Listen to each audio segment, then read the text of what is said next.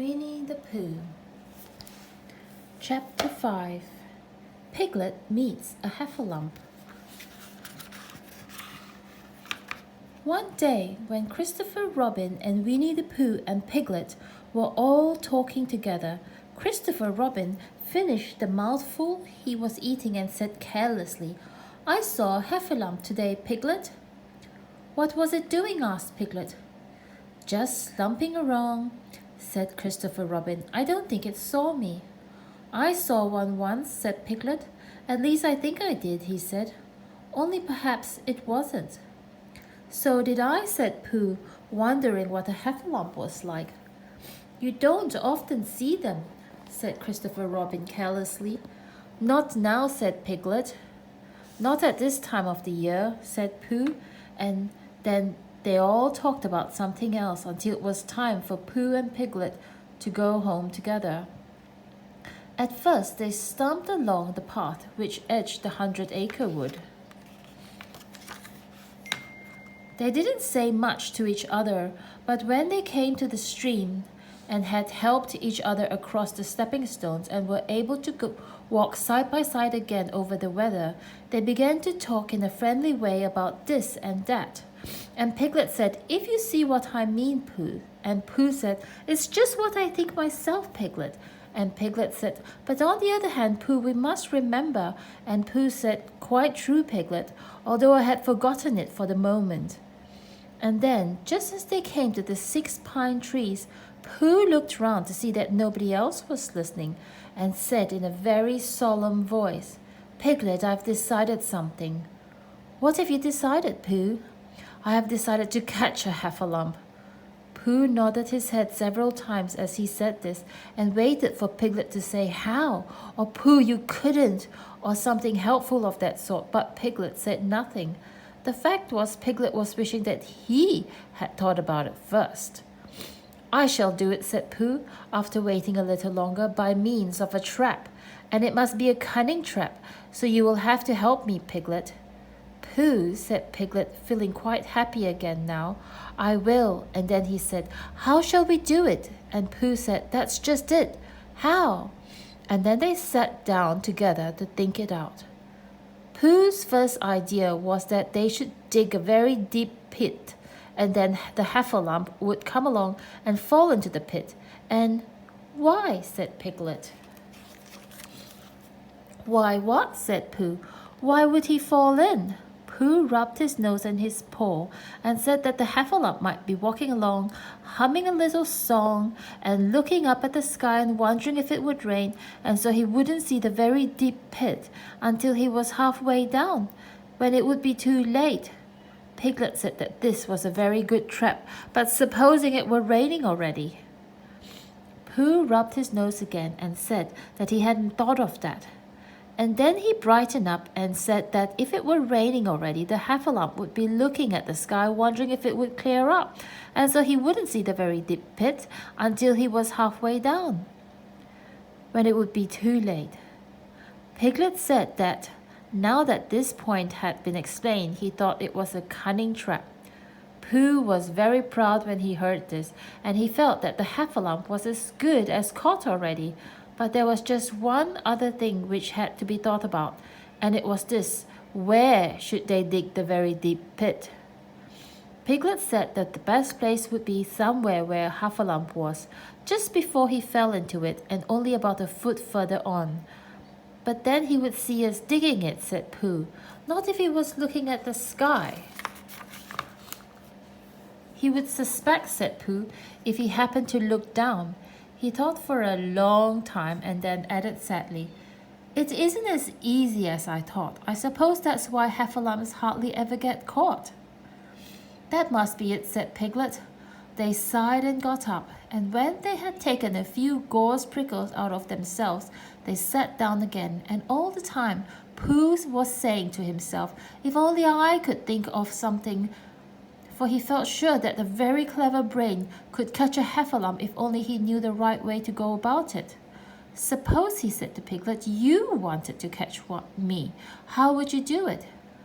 "Well," said Piglet, I should do it like this. I should make a trap, and I should put a jar of honey in the trap, and you would smell it, and you would go in after it, and I would go in after it," said Pooh excitedly, "and only very carefully so as not to hurt myself, and I would get the jar of honey, and I should lick around the edges first of all, pretending that there wasn't any more, you know, and then I should walk away and think about it a little, and then I should come back and start licking in the middle of the jar, and then..."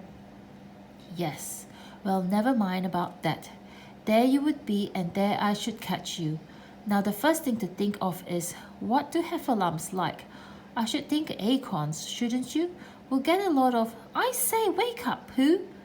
Pooh had gone into a happy dream and woke up with a start and said that honey was a much, much more trappy thing than acorns. Piglet didn't think so, and they were just going to argue about it when Piglet remembered that if they put the acorns in the trap, he would have to find the acorns. But if they put honey, then Pooh would have to give up some of his own honey. So he said, "All right, honey then," just as Pooh remembered it too, and was going to say, "All right, acorns." "Honey," said Piglet to himself in a thoughtful way, as if it was settled. "I'll dig the pit while you go and get the honey." "Very well," said Pooh as he stumped off. As soon as he got home, he went to the larder, and he stood on a chair and took down a very large jar of honey from the top shelf. It had honey written on it. But just to make sure, he took off the paper cover and looked at it, and it looked just like honey.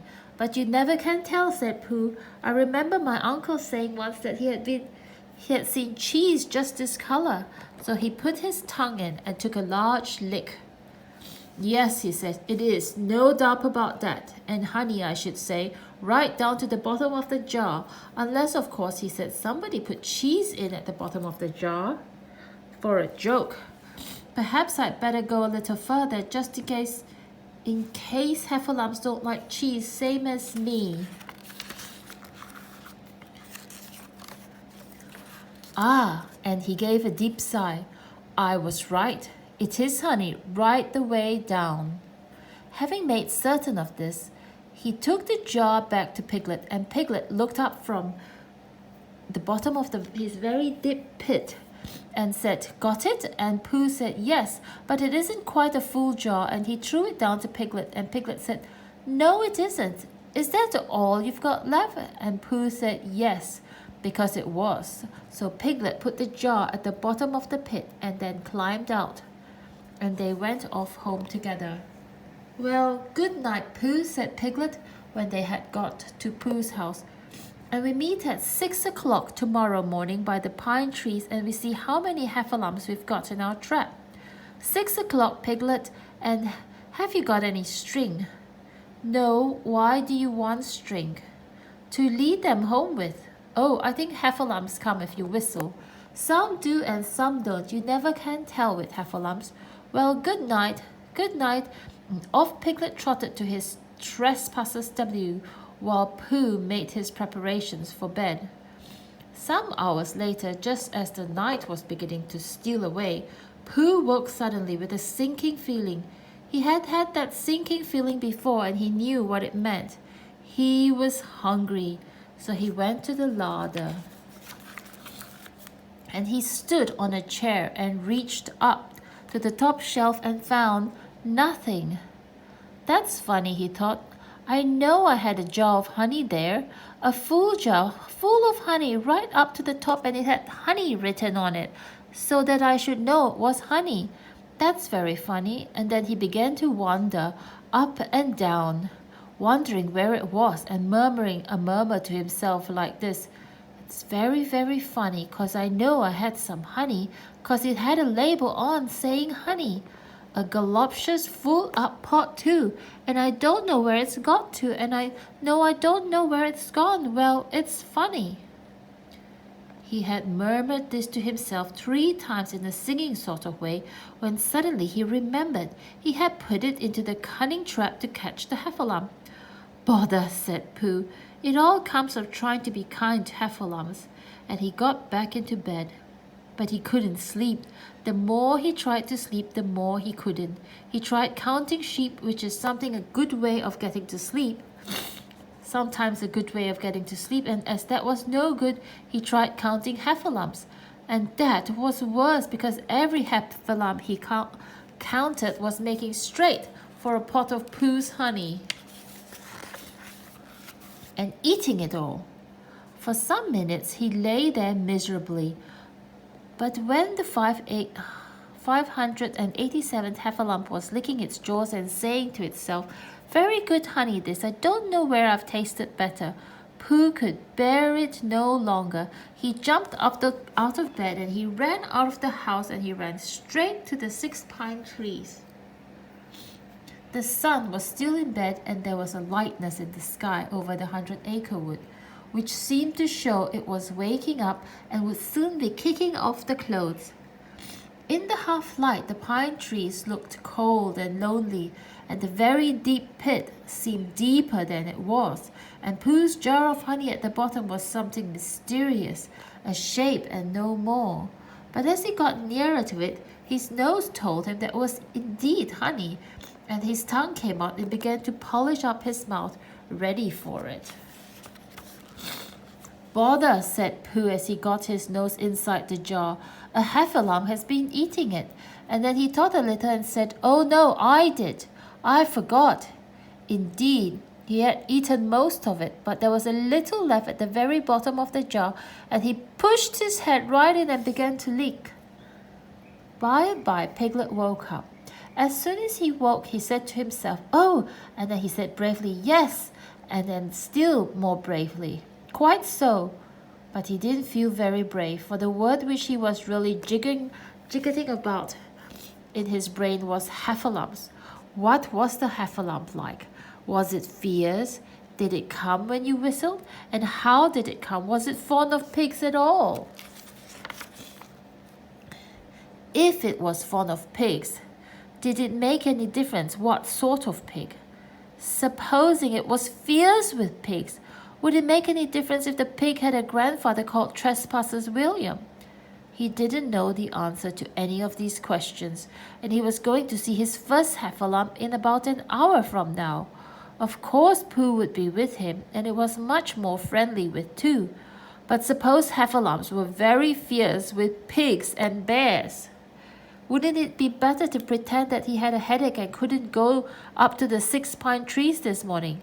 But then, supposing it was a very fine day, and there was no heffalump in the trap, here he would be in bed all the morning simply wasting his time for nothing. What should he do?